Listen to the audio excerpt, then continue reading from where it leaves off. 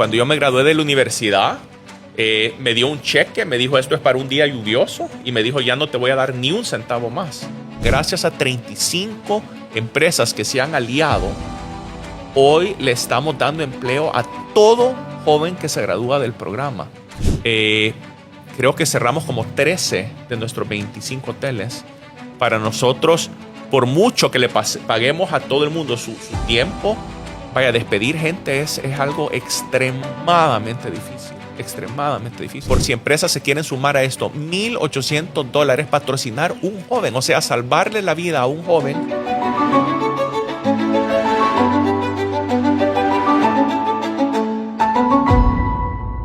Hay personas que entienden el éxito como una meta y hay otros que entienden que el tiempo es valioso y que deben de ir construyendo y disfrutando el viaje. Hoy nos acompaña una persona que no solo es empresario, es músico, pero también es líder de varias iniciativas sociales. Fernando Poma. Gracias, Juan. Bienvenido a Voces FGK. Gracias. Feliz de estar aquí con todos ustedes. Bueno, si quieres para empezar un poco, si quisiera que nos contaras quién es Fernando. ¿Quién es Fernando? Bueno, yo soy, como tú bien lo mencionas, una persona bastante multifacética. O sea, soy multifacético. Me encanta sacarle el máximo a la vida, tener una vida sin lamentos, hacer lo que me apasiona y vivir una vida que está alineada con mi esencia. Yo soy una persona creativa, soy una persona emprendedora, me encanta servir también. Es más, mi negocio principal tiene que ver con el servicio a través de la hotelería, pero también servir a través de iniciativas sin fines de lucro, como tú sabes. Soy también rockero de corazón. Tengo una banda musical que se llama Steady Rolling y tenemos ya 2 discos fuera y estamos sacando nuestro tercer disco de música original. Me encanta la aviación, soy piloto de helicóptero, también esquiar en nieve sobre todo. Soy padre de 2 hijos que amo con todo mi corazón. Tengo una pareja también de hace 6 años que se llama Annie y me siento pues muy contento con la vida y muy contento de tratar de vivir al máximo, ¿verdad? Y hacer las cosas que me apasionan y de nuevo vivir una vida sin lamentos. Cuando digo sin lamentos, no quiere decir una vida en la que no cometa errores, sino una vida en la que me arriesgo a hacer lo que quiero hacer, ¿sabes? Y no tengo, digamos, esas circunstancias que le pasan a alguna gente que dice qué lástima que no hice esto, qué lástima que no hice lo otro, sino realmente lanzarme a hacer las cosas que realmente quiero hacer. Wow. ¿Y tú sentís que esto tuvo que ver con tu infancia, por ejemplo, algunos lineamientos o ejemplos que tuviste que tal vez influenciaron esto? Sí. Yo creo que vengo de 2 familias diferentes, pero que me promovieron eso. La familia Poma, pues, una familia muy empresarial. Mi papá siempre fue para mí un héroe empresarial y siempre me empujó a hacer el mejor trabajo, a ir a las mejores universidades, a trabajar fuera de la empresa. Yo trabajé después de graduarme de Cornell, de la Universidad de Cornell en hotelería. Me fui a trabajar 5 años a Europa, ¿verdad? Y después hice una maestría en Wharton, en la Universidad de Pensilvania, en el programa de negocios que se llama The Wharton School. Y después me iba a ir a trabajar por mi lado y mi papá me hizo una oferta muy buena de trabajo y así es como regresé a la empresa familiar. Pero yo ya tenía planificado pues poder seguir viviendo en Europa o haciendo otras cosas. Entonces creo que en ese lado siempre mi papá me empujó a ser emprendedor, siempre me empujó a hacer lo que me apasionaba. Él siempre decía, yo no necesito que tú trabajes con la familia, necesito que tú seas feliz y que hagas lo que realmente te apasiona. Y yo en un momento recuerdo que le pregunté, bueno, ¿y qué si yo quiero ser músico? Me dijo, perfecto, entonces es un buen músico. Pero siempre me empujó a ser a la persona que yo quería ser, no me puso restricciones, me empujó bastante a ser la mejor versión de mí mismo, ¿verdad? Y también cierta presión. Cuando yo me gradué de la universidad, me dio un cheque, me dijo esto es para un día lluvioso y me dijo ya no te voy a dar ni un centavo más. Y me fui a vivir a Francia Vivía con una novia que acababa de conocer ese verano. Gracias a Dios se vino a vivir conmigo. Era alemana. Ella tenía 19 años, yo 22 años o 21 años, creo. Y nos fuimos a vivir los dos a París y compartíamos gastos. Y así es como logramos vivir en París. Yo con un trabajo de bajo nivel, asistente de un director ejecutivo de una cadena hotelera, y ella estudiante, y compartíamos gastos, y así es como yo terminé viviendo en París. Pero siempre me empujaron a ser independiente, a hacer lo que me apasionaba, a sacar lo mejor de mí. Y también en la familia Crit, ¿verdad?, que es la familia de mi mamá, siempre amábamos la música. Es una familia muy musical. Mi mamá tocaba guitarra, cantaba, también mi tía Angelita, mi tío Ricardo, mi tío Eduardo. Entonces, de ahí creo que agarré la parte más artística. Entonces, sí, creo que tuve influencias de ambas familias. Wow. Con esto que tú hablas de tu formación, o sea, realmente son exigentes, ¿verdad? Sí. Todo este tema formativo. ¿Cómo sentís que esa parte se compaginaba, por ejemplo, con lo de la música? Uh-huh. ¿O te esperaste para empezar a dedicarte a la música mientras estudiabas? Bueno, yo empecé a tocar música a los 7 años. Me regalaron una batería y empecé con la batería. Pero después a los 12 me fui a estudiar fuera, a un internado, y no había batería, entonces agarré la guitarra. Y a los 12 años empecé a tocar la guitarra. Y toqué y aprendí, tenía una pasión, una obsesión con el instrumento. Pero después seguí tocando y tocando en el colegio, después en la universidad, con bandas, etcétera. Pero después de graduarme de la universidad, empecé un trabajo y ya no tenía tiempo realmente y no tenía banda. Entonces lo dejé, y lo dejé por muchos años, y como a los 40 regresé a esa filosofía que es la filosofía de vivir sin lamentos, y me di cuenta de dos cosas. Uno, que ya tenía una edad a donde tenía que cosechar lo que había sembrado, ¿verdad? Cuando tú tenés 18 años, estás detrás de una zanahoria y decís, si yo estudio, después voy a tener un buen trabajo. Cuando tenés 25, decís, si yo trabajo bien, después voy a ser un jefe. Si tenés 35, decís, si yo soy jefe y me va bien, después voy a tener más responsabilidades. Pero ya cuando tenés 40 o 42 años, decís, no quiero seguir una zanahoria para siempre. O sea, tengo que ya empezar a disfrutar lo que yo he sembrado a través de todos estos años. Y dije, yo no quiero vivir con lamentos. Y una de mis grandes pasiones siempre fue la música. Entonces decidí en ese momento desempolvar una guitarra vieja, cambiarle las cuerdas y ver que mis dedos todavía medio funcionaban. Empecé a practicar. Y después tomé la decisión de que quería escribir música propia y quería tener una banda musical. Encontré a estos dos músicos fenomenales del país, Gerardo Pardo y Benjamín Andrade, y formamos este trío musical que después se volvió Steady Rolling, ¿verdad? Y empezamos a tocar música y a grabar música y a tocar en vivo. Al principio llegaban 10 personas a los conciertos, ¿verdad? La mitad eran familiares. Hoy en la noche vamos a tocar y tenemos 300 reservas. Entonces, esto fue a través de lo que tú dijiste al principio, amar el proceso más que el resultado.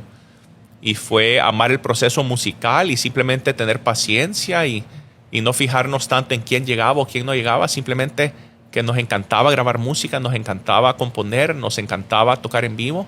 Y hoy en la noche, como te digo, tenemos 300 reservas para el concierto. Entonces, sí, así fue el tema de la música. Vaya, cuando uno platica, pareciera que hoy, viendo para atrás, ¿verdad? Uh-huh. Eran esos momentos como claros y que no tomó tal vez muchas noches, ¿verdad? Sin dormir, pensando qué quiero hacer y todos esos cuestionamientos que uno se hace. Uh-huh. Pero estoy segura que tuvo que haber un montón de eso. Yo recuerdo que tú también trajeron tú y Cristina uh-huh. a Kurt Blackson. Trajimos a Kurt Blackson, sí.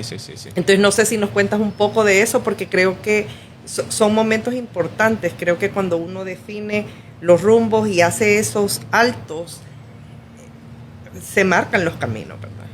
Yo siempre he sido muy curioso y para mí creo que he sido más espiritual que religioso, en el sentido de que me gusta una relación directa con Dios. y hace mucho tiempo empecé una búsqueda espiritual. Y Kurt Blackson fue uno de esos maestros, ¿verdad? Una persona increíblemente conectada con un ser superior y una persona con muchísimo conocimiento. Y para un evento de YPO, que Young Presidents Organization, que existe aquí en El Salvador, trajimos a Kurt a dar una charla. Pero yo viajo con Kurt todos los años, hago un retiro con él de 8 días en diferentes partes del mundo. Este año va a ser en Japón en septiembre, pero hemos ido a Camboya, a Vietnam, a Tailandia, a Egipto, a varios diferentes lugares, ¿verdad? Pero para mí es muy importante tener el corazón abierto, vivir con el corazón abierto y tener a Cristo en mi corazón, ¿verdad? Pero como una experiencia vivencial y no simplemente como una experiencia, digamos, de creencia. ¿Has visto The Chosen? ¿Ah? ¿Has visto The Chosen? The Chosen, no he visto. Es una serie que está en ay, no sé si era Netflix, ¿Vale? pero tiene su propio app. A mí me la recomendó un padre. Yo también tengo un amigo padre espectacular y la voy a ver, definitivamente, gracias. De verdad. Con todos estos cambios y en el trabajar con tu papá, por ejemplo, no sé si nos puedes contar un poco de eso, porque es como complicado, pero me encanta que te hizo una oferta, o sea, competitiva, porque me dijo, te voy a hacer una oferta que no vas a poder rehusar. Porque yo después de la universidad, después de mi maestría, porque después de la universidad trabajé por mí mismo en Europa, ¿verdad? Con una empresa que no tiene nada que ver con nosotros. Y después de mi maestría iba a seguir con lo mismo. Y él me dijo, no, ahorita ya te quiero hacer una oferta que tú no vas a rehusar. Y me hizo una oferta muchísimo mayor de lo que podía conseguir a nivel de afuera. Cuando él vio que yo ya podía hacerlo solo, como te dije, después de Cornell no me dio un centavo, me dio un cheque pequeño y me dijo, esto es solo por una emergencia. Pero de ahí me dijo, yo no te voy a dar ni un centavo más. Y así fue, hasta que me gradué de la maestría, que me hizo una oferta laboral. En ese momento teníamos 5 hoteles, ¿verdad? Eso fue en el año 2000. Y hemos tenido un crecimiento bastante fuerte. Hoy estamos 25 hoteles en 10 países. Y entonces mi papá siempre creyó en mí, siempre creyó en la juventud. En aquella época yo tenía 30 años, ¿verdad? No, tenía 28 años en aquella época. Y él me dio el puesto de director ejecutivo de la división hotelera, que solo eran pocos hoteles, pero yo era el jefe de la división. Y confió muchísimo en mí. O sea, cada proyecto que yo le presentaba lo veía, le parecía razonable. Llegamos a poder casi leernos el pensamiento. Yo sabía lo que le iba a gustar a él y lo que no le iba a gustar. Entonces yo sabía qué presentarle, qué no presentarle. Aprendí muchísimo de él a través de 25 años trabajando con él. Él hizo una cosa muy inteligente que yo no lo reporté a él por los primeros 15 años. Le reportaba a otro señor que era mi jefe. Y eso creo que fue muy inteligente porque eso hizo más fácil mantener la relación de padre e hijo, ¿verdad? Que si él hubiese sido mi jefe directo. Después de 15 años laborando y cuando él ya sintió que ya estaba listo, me dio a mí ya la oportunidad de reportarle a él directamente. Y trabajamos juntos 10 años, yo reportándole a él, pero para ponerlo en contexto, yo manejaba esta empresa y tal vez lo veía a él una vez cada 3 meses para hablar un poquito de negocios. O sea, así es el nivel de confianza y delegación que tenía mi papá. Y así fue con todas las divisiones. O sea, él creía muchísimo en tener la mejor gente, darles una visión y después apartarse del camino y dejarlos trabajar. Y eso es lo que hizo conmigo, me dejó trabajar. Y yo aprecié muchísimo la relación que tuve con él. A nivel laboral y sobre todo a nivel personal. No, totalmente. Y creo que todas esas semillas, ¿verdad?, que se siembran, después es la parte que te ayuda a ti también a poder liderar toda esta parte hotelera. Y entiendo que tú ahorita también sos el head, el representante de todas las empresas familiares. Sí, soy el puesto exacto soy el chairman de la junta directiva de Grupo Poma. Además estoy metido, como tú sabes, en ESEN, ¿verdad? recientemente como presidente del ESEN y también presidente de la escuela de Fundación Renacer. Sí, que de eso también quería que nos contaras un poco. Bueno, yo tuve oportunidad de estudiar en la ESEN y realmente cuando se empezó a hablar y era don Ricardo quien presentaba el sueño, realmente era un sueño, y ahora cuando uno lo ve, pues una universidad de mucho renombre, mucha gente que ha pasado por ahí. No sé si nos contás un poco, si tú estuviste involucrado al principio. ¿En ESEN? De ESEN. Bueno, yo he estado involucrado en ESEN, diría aproximadamente 15 años, como director y miembro del consejo de ESEN, ¿verdad? Y tenemos reuniones cada 3 meses aproximadamente. Entonces he estado pues ya mucho tiempo en ESEN. Creo que es un proyecto muy cercano a mi corazón. Era el proyecto más cercano al corazón de mi papá. A él le encantaba. Fue una universidad que él fundó de cero. Tenemos 32 años y hemos graduado a 3,000 estudiantes. Muchos de ellos en puestos muy altos a nivel El Salvador. La idea era crear futuros líderes para El Salvador y la región, con 2 lemas importantes, ¿verdad? Que es excelencia académica y oportunidad para todos. En ESEN, 66% de los estudiantes tienen becas o financiamiento.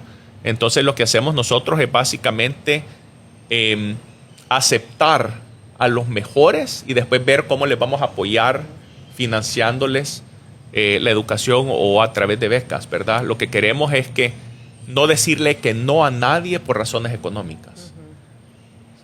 Entonces es un programa fabuloso, una institución académica increíble que ya tiene 4 carreras. Empezamos con economía y negocios, pero ya vamos en 4 carreras.